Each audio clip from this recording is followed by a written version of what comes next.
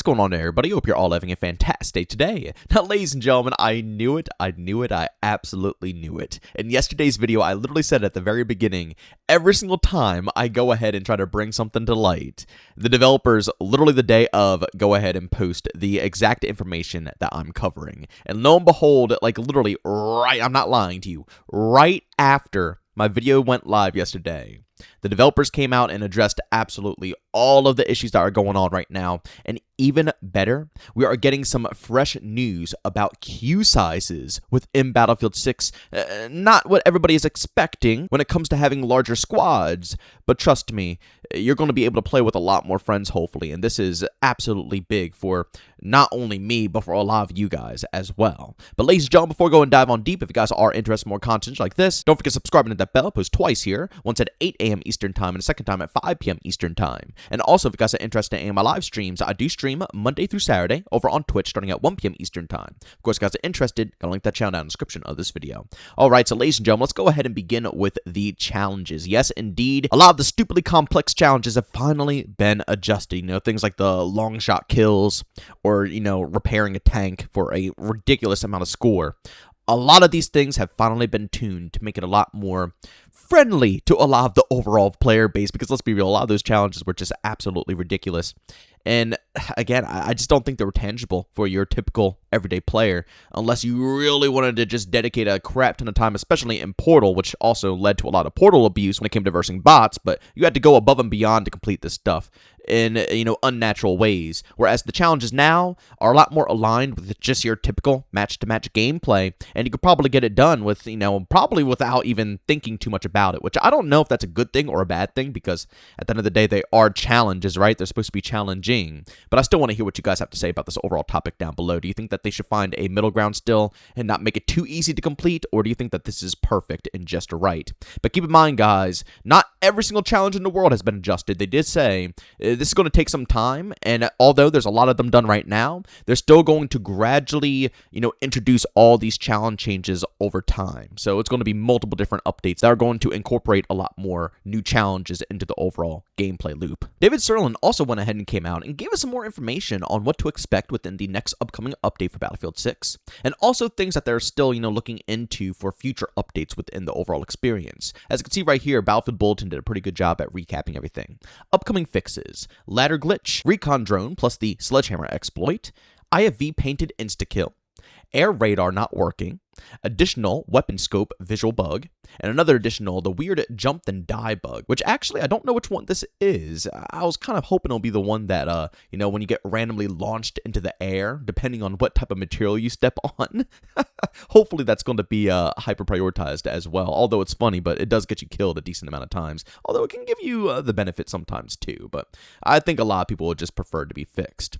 And then, of course, upcoming things: the Battle Royale Footsteps audio mix issues, rush and breakthrough layouts, weapon recoil concerns. Official and verified Portal servers will be running at 60 Hz. Sirlin says it requires all the previous XP-focused setups with bots to get cleaned out and running the new setups. Regions with small low population, apparently they're running a test in smaller regions with some official servers running all maps mode setups. They're aware players need persistent servers, however, the lack of official DICE servers is still present. They have no real solution yet. Portal server browser UX will get improved, also the UI to find the servers and filter them. And lastly, maps are small. They're looking for more of the large sandbox types, but also at fixing issues of the existing maps. Guys, I'm telling you right now, this community is absolutely eating right now. Although, my biggest concern with this overall list right now is the fact that they are having troubles with trying to just, you know, get a lot of the lower population regions into the experience without having to verse bots all the time, and they're making it so rough and extended when in reality, I mean,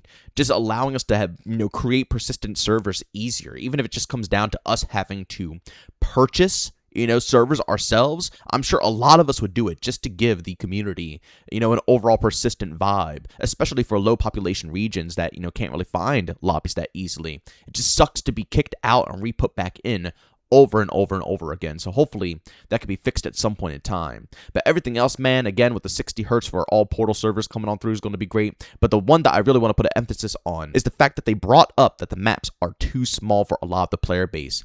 And they are, again, for future maps, looking forward to expanding upon them. But they also want to fix some of the current existing maps. This is such huge information, because what I'm hoping is going to happen is they're going to expand the borders on a lot of these overall maps and make them a bit more open for players to actually be able to flank, and even air vehicles being able to kind of, go about their business. I really hope this doesn't hurt upcoming content, because if you guys remember back to Battlefield 2042, they had to go ahead and redo all the maps, and that basically took up all the development time, and we barely got any new content within the game. But what I hope is that the maps, to me personally, are already solid. They're just, a little shrunk. They don't have to do that much work to expand them and maybe add a few pieces of cover here and there.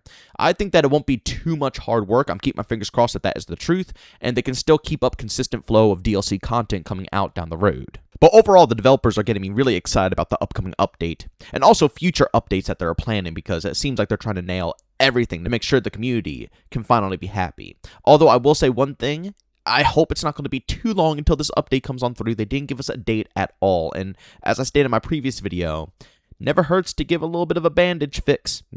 Remove the sledgehammer for a little bit, even if it's just going to be a day or two until you guys can push out this update. If it's going to be a while, you could easily, resolve everybody's stresses right here, right now, and then make it even better when you guys further on put out this update. But let's move on to the final thing, ladies and gentlemen, I think that I am most excited about. In response to David Sirlin's post, DSS Jr. said, "Not being able to queue up with more than 4. I'd really like to play with more friends, but it always ends up with people having to join, queue, back out, and repeat. Very frustrating for the person, or persons, not in the main party, to the point they'd rather not play." And David Sirlin said, "Yeah, this for sure is a thing of priority to us as well." That is the best bit of information I've heard in a long time. I think everybody has been begging for a long time now to get squad sizes that are larger than 4. We want to play with our friends. We're getting sick and tired of only having 4 people in the experience. And of course, ever since Battlefield 2042, when they decided to go ahead and basically start slowly fading out the server browser system, making persistent lobbies harder and constantly refreshing you into different games, that is when it became a lot harder to be able to play with more buddies. Beforehand, you could find one single server, everybody could load in. Yeah, it might be a bit of a queue, but who cares? Everybody will get into the experience at some point in time, and you guys can play as long as you want. You will never have to worry about being removed, and, you guys can actually play with one another.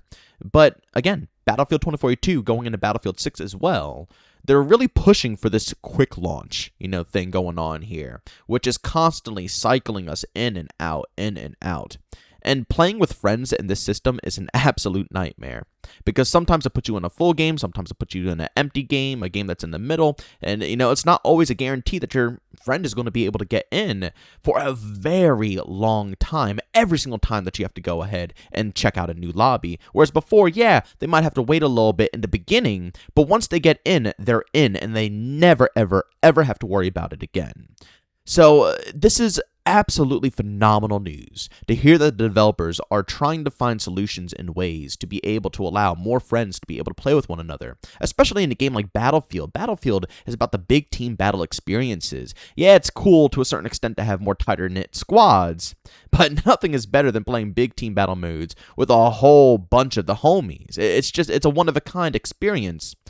And even if you can't be in the same squad, I can understand, it might make the squads unbalanced, especially since the developers didn't build this game around having anything more than a squad size of 4. And then, it'll probably make the experience a tad bit rough, is the best way I could put it. But they don't have to be in your squad. They could just be on your team in general. Shoot, even if they could put them on the enemy team in a last-second scenario, if they can't, fit them, that's still fun. I know tons of friends who would love to go up against the squad as well, but regardless, just getting into the match and being able to shuffle together as a unit. Because you don't necessarily have to back out after every single game, right? You could just hit join the next game at the end screen and it'll load you into the next match. But your friend doesn't get that same experience and they are going to be shifted to a different experience. So they have to back out, wait for you to load into the next match, and then join off of you again, hoping that, they don't have to wait 10 years to get into the experience once again. So hopefully the devs can cook something up here. And again, the sooner the better, because I know a lot of people who want to play Battlefield with tons of players that just aren't able to do such because the experience is so rough to do. But, ladies and gentlemen, that's pretty much all I have for you guys today. A lot of outstanding information dropped yesterday. Seriously, it was just insane. They went above and beyond, and as I stated a million times before, there's a reason why I usually try to stay low and wait. You know, it's a reason why I waited a week plus to start complaining about basically the sledgehammer problem and all that other stuff, because typically DICE has proven that they will come out and communicate. It was taking a little bit longer last time, and as I stated in the previous video, I just wanted to get, everybody's voices heard, so I was going to make the video regardless so it can get out there.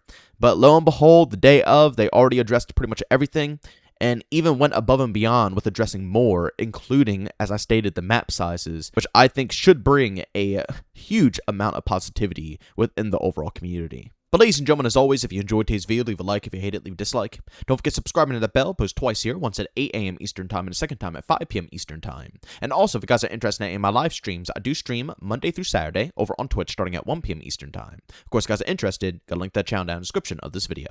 But as always, thank you for tuning in, and I'll see you all next one. Peace out.